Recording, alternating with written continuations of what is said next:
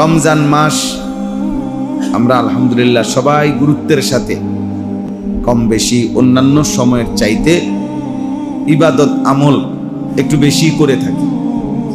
এটা একটা রমজানের বৈশিষ্ট্য, রমজানের একটা বিশেষত্ব। রমজানের আবহাওয়া, রমজানের পরিবেশ মনে হয় যেন ইবাদত আমলের জন্য খুব অনুকূল। আল্লাহরই কুদরত। রমজানের চাঁদ উঠলেই মনে হয় যেন ভিন্ন বাতাস, ভিন্ন আবহাওয়া পৃথিবীতে শুরু হয়।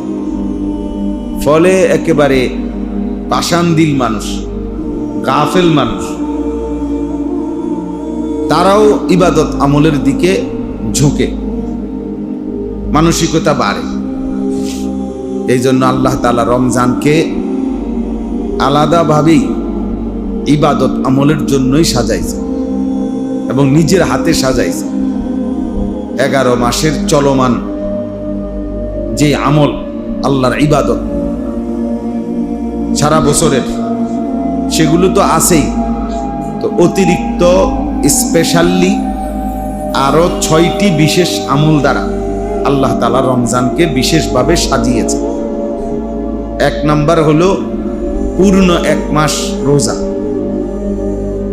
2 নাম্বার হলো পূর্ণ 1 মাস তারাবি। 3 নাম্বার হলো পূর্ণ 1 মাস ইফতার। 4 নাম্বার হলো পূর্ণ 1 মাস সাহারি, মানে ভোর রাত্রের যে খাবার খাই সাহারি, এটাও ইবাদত। 5 নাম্বার হলো শেষ 10 দিন, মানে শেষ দশক, এতেকাফ। 6 নাম্বার হলো শেষ দশকের বেজর রাত্রিগুলোতে শবে কদরের তালাশ, শবে কদরের আশায় ইবাদত। এই কয়টা হইল? এই 6টা। এই 6টা নতুন আমল।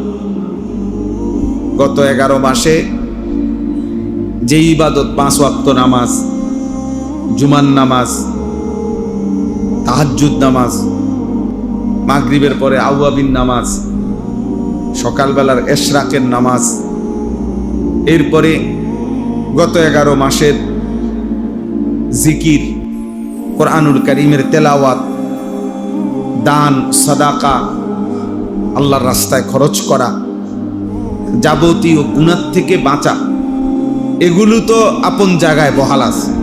মানে এগুলোর হুকুম তো কি যেমনে আছে, এটা আছেই, এখনো আছে।